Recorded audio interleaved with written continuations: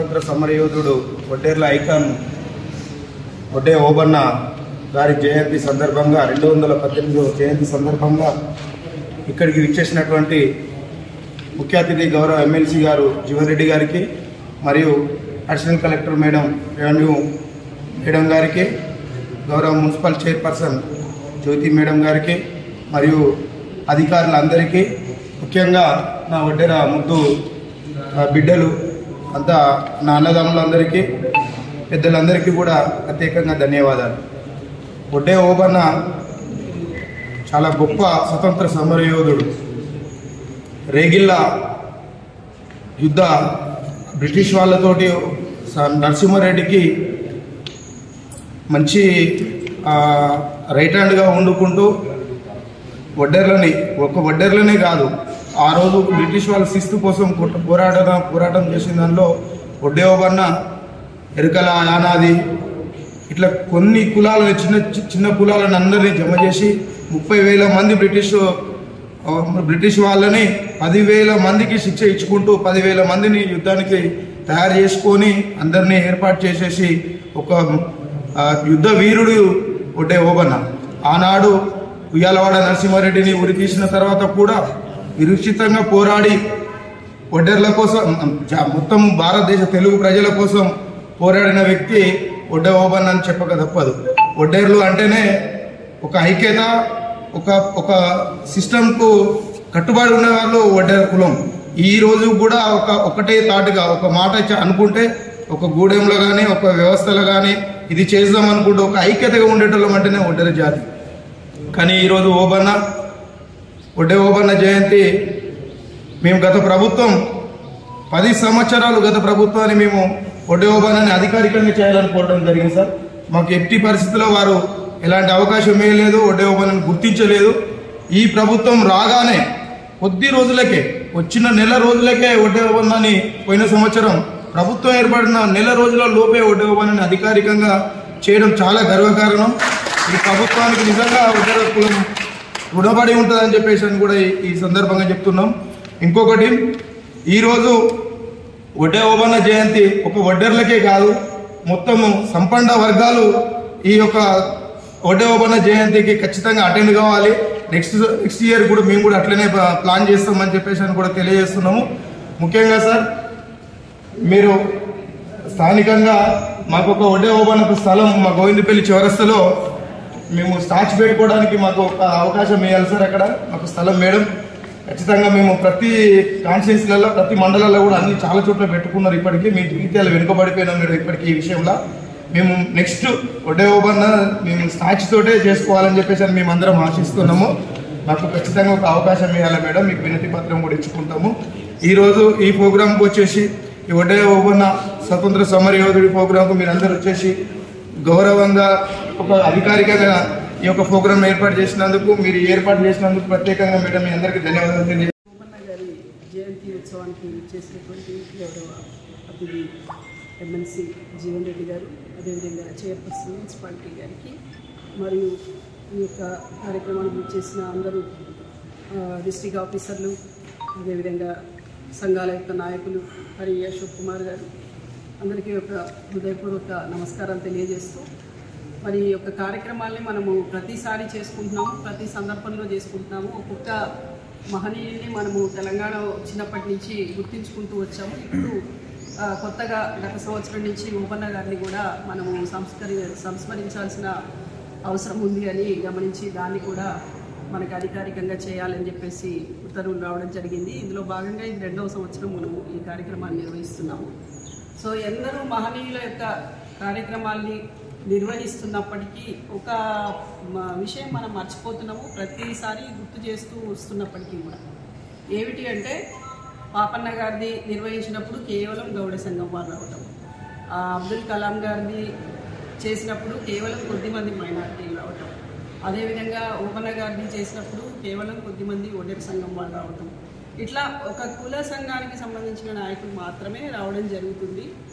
అది చాలా కరెక్ట్ కాదు అని నేను అనుకుంటున్నాను.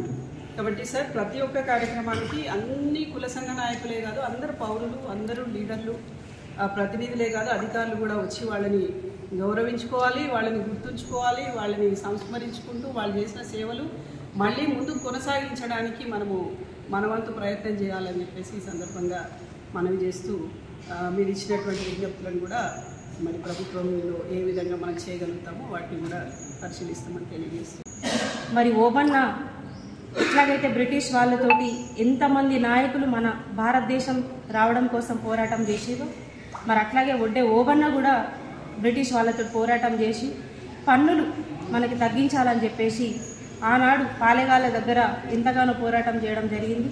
మరి అదే కాకుండా ఉయ్యాలవాడ నరసింహ గారి ఒక అనుచరుడిగా ఉండి మరి ఆయన ఉరిదీసినప్పుడు ఎంతగానో బాధను అనుభవించి మరి ఇలాంటి పరిస్థితి రానున్న తరాలకి రావద్దు అని చెప్పేసి ఆలోచనతోటి మరి ముందుకు వెళ్ళి మన కోసం నిరంతరం పోరాటం చేసిన ఎంతోమంది నాయకుల్లో ఓబన్న ఒకరు కాబట్టి మరి అలాంటి ఓబన్న మన భారతదేశ స్వాతంత్రం కోసం బ్రిటిష్ వాళ్ళతో పోరాడమే జరిగింది.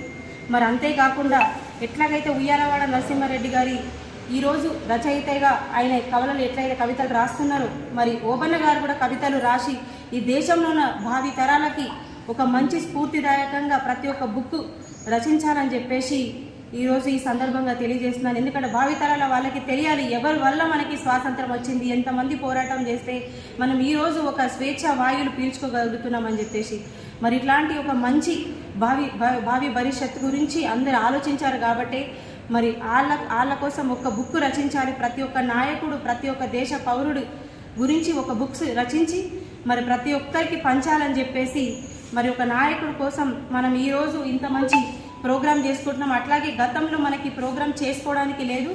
మన ఈ కాంగ్రెస్ ప్రభుత్వం వచ్చిన తర్వాత ఇందాక అన్న చెప్పినట్టు లాస్ట్ జనవరిలో ఇది జరిగింది, నేను కూడా చూశాను. మరి ఎప్పుడైతే మనం ఈ కార్యక్రమం మన కాంగ్రెస్ ప్రభుత్వం వచ్చిందో దాని తర్వాతనే మనం ఇలాంటి ఒక ప్రోగ్రాములు చేసుకోవడం జరుగుతుంది. అట్లాగే అన్న ఇందాక కూడా కొన్ని విషయాలు చెప్పారు, నేను కూడా జీవనన్న గారికి వింతి చేసుకోవడం జరుగుతుంది. ఎందుకంటే మన కోసం పోరాటం చేసిన ఏ నాయకుల గురించి అయినా మనం వెనుకబడకుండా మరి బడుగు బలహీన వర్గాలు ఈరోజు ఇంత ముందున్నాయంటే అంబేద్కర్ గారు రచించిన రాజ్యాంగమే. మరి అట్లాంటి రాజ్యాంగంలో ఈరోజు వీళ్ళకు ఒక మంచి పరిస్థానం కలిగించడానికి రాజ్యాంగం రచించారు కాబట్టి మరి అట్లాగే మరి ఇంతమంది నాయకులు మన కోసం పోరాటం చేశారు. ఈ రోజు ఆడవాళ్ళు మహిళలు ముందుకు వస్తున్నారంటే కూడా దానికి కారణం అంబేద్కర్ రచించిన రచయితనే కాబట్టి మరి అట్లాంటిది రాజ్యాంగమే కాబట్టి మరి అట్లాంటి ఈ రాజ్యాంగంలో మనందరం స్వేచ్ఛ వాయువులు పీల్చుకున్నందుకు ప్రతి ఒక్కరికి ఆనాడు మన కోసం పోరాటం చేసిన ప్రతి ఒక్కరికి హృదయపూర్వక ధన్యవాదాలు తెలియజేస్తున్నాను. అట్లాగే ఈ కార్యక్రమానికి విచ్చేసిన ప్రతి ఒక్కరికి కూడా హృదయపూర్వక ధన్యవాదాలు తెలియజేస్తున్నాను. ఆనాడు బ్రిటిష్ సామ్రాజ్యవాదులు కుట్రపూరితంగా మరి బంధించి మరి ఉరికొయ్యకు వేలాడి తీసినప్పుడు ఏదైతుందో ఏమాత్రం చలించకుండా నరసింహారెడ్డి గారి యొక్క లేని లోట్లు భర్తీ చేసే విధంగా మరి వాళ్ళ ఒడ్డే ఓబన్ ఏదైతుందో తిరిగి సైన్యాధ్యక్షుడిగా వాళ్ళ ఈ స్వాతంత్ర ఉద్యమ పోరాటాన్ని ముందుకు తీసుకెళ్ళటం, చివరికి ఆయన కూడా ఏదైతుందో ఈ స్వాతంత్ర ఉద్యమ పోరాటంలో అమరుడు కావటం ఏదైతుందో మరి వారు యావత్ ఒడ్డెర జాతికి నేను గర్వకారణంగా భావిస్తున్నాను చెప్పండి. అటువంటి ఒడ్డెర ఓబన్న జయంతి మనం నిర్వహించుకుంటున్నాం చెప్పంటే ఇది అందరం కూడా యావత్ సమాజానికి బలహీన వర్గాలే కానీ దళితులే కానీ వాళ్ళ సాధారణంగా ఏదైతుందో స్వాతంత్ర సమరం అంటే మనకు కనబడేది 1947 మనకు భారతదేశానికి స్వతంత్రం వచ్చినప్పుడు అందులో పాల్గొన్నటువంటి ఒక అహింసావాదం మనకు కనబడుతుంటుంది. ఈ అహింసావాదానికి ముందు ఏదైతుందో బ్రిటిష్ వారిని గడగడలాడించింది ఈ యుద్ధ పటిమతోని గడగడలాడించింది. నేతాజీ సుభాష్ చంద్రబోస్ ఏదైతుందో ఆజాద్ హింద్ ఫౌజ్ ఏర్పాటు చేసి ఆయన ఒక రకంగా ఏదైతుందో బ్రిటిష్ వారిపై ఒత్తిడి తేవడం జరిగిందని చెప్పంటాం. అన్ని రకాల అన్ని వైపులకి మనం ఈ సామ్రాజ్యవాదులపై ఒత్తిడి తేవడంతో మనకి స్వాతంత్ర్యం చేసుకోవడం జరిగిందని చెప్పని భావించక తప్పదని చెప్పంటున్నా. ఏదైనా ఇంత మంచి కార్యక్రమంలో పాల్గొనడం, ముఖ్యంగా ఒడ్డెర జాతికి కావాల్సినటువంటి ఒక కుల వృత్తిని ప్రోత్సహింపజేయడం ప్రభుత్వ పరంగా మనం బాధ్యత అమ్మ. వాళ్ళకు విద్యా ఉద్యోగాలకు సంబంధించి ప్రభుత్వ పరంగా కల్పించబడే సౌకర్యాలు కల్పించబడుతున్నాయి. ఇలా విద్యా ఉద్యోగాలకు తోడు ఏదైతుందో కుల వృత్తిని ప్రోత్సహింపజేయటం స్థానికంగా మన బాధ్యత. నా అభిప్రాయం అయితే మేడం ఇక్కడ గమనిస్తుంటే భవన నిర్మాణ రంగం అసలు ఒడ్డెర జాతి అనేది కూడా భవన నిర్మాణ రంగమే లేదమ్మా. మీరు మెట్టలు కానీ మట్టి కానీ ఏదైనా కానీ వాళ్ళతోనే మనకు భవన నిర్మాణ రంగం మనం ముందుకు పోతుంది. వాళ్ళందరినీ ఏ విధంగా ప్రభుత్వం అటువంటి ఈ ఒడ్డెరాశికి సంబంధించి మైనింగ్ మీద వాళ్ళకి certain percentage of reservation in allocation ఉన్నట్టయితే దయచేసి జ్యూస్ వెతికిస్తే మన గౌరవ కలెక్టర్ గారు ఉన్నారు కాబట్టి we can get it implement here in Jagtial district. బహుశా ఉంటుందని నేను కూడా అనుకుంటున్నాను. TCU నాకు ఓకే, మనకు ఒట్టి చెప్పడం కాదు బాబు, కలవడం కాదు. ఎవ్రీథింగ్ మనం you to follow it up. దాన్ని ఫాలో అప్ చేసేగలిగినప్పుడు మాత్రమే ఇది పెద్ద పొందుతాం. ఇవాళ సమావేశానికి వచ్చిన జయంతి ఉత్సవానికి తర్వాత నా జాగాలు లేకపోతే మీ జాగాలు మీరు మిగిలింది ఏముంటుంది? దానికి ఫాలో అప్ యాక్షన్ కావాలి. ఆ ఫాలో అప్ యాక్షన్ ఉన్నప్పుడు మాత్రమే ఏదైతుందో మనం తగినటువంటి ఒక ప్రతిఫలం పొందగలుగుతాం. నేను నిజంగా మేడం, నేను ఎప్పుడు while I go to Karimnagar in evening టైమింగ్సే, సాయంత్రం 5-6 గంటల్లో పోతుంటే నేను బండి నడుపుతుంటాడు, ఇంకా భార్య కూర్చుండబెట్టుకుంటాడు, పక్కన గడ్డపార ఉంటుంది, పాల తట్ట ఉంటుంది. అమ్మ ఇట్స్ రియల్లీ ఫ్యామిలీ అని చెప్పంటే భార్యాభర్తలు కలయికతోనే ఇద్దరు కూడా శ్రమిస్తారు. అమ్మ చెప్పండి. రియల్లీ మేడం, నేను ఆల్వేస్ ఈవినింగ్ అవర్స్లో సమ్ టైమ్ అవి బోటు కొండగట్టు కరీంనగర్ పోతుంటాను. ఈ మన జగిత్యాలకు తిరిగి వచ్చే వాళ్ళే కానీ కరీంనగర్ బోటులే కానీ ఏదైతే ఉందో వాళ్ళు రియల్గా భర్త బండి నడుపుతుంటాడు, దినమంతా శ్రమించి ఏదైతే ఉందో ఇంటికి పోయేప్పుడు మళ్ళీ ఆమె భార్యను కూడా ఇంటికి తీసుకెళ్తాడు. భార్య కూడా శ్రమిస్తుంది దినమంతా, భార్య కూడా దినమంతా శ్రమిస్తుంది. వాళ్ళ గడ్డపార ఉంటుంది, పార ఉంటుంది, తట్ట ఉంటుంది. అమ్మ ఇద్దరు కష్టపడతారమ్మా. ఇవాళ ఇద్దరు కష్టపడతారు, ఇద్దరు కలిసి మినిమం 2,000 రూపాయలు శ్రమ చేస్తారమ్మా.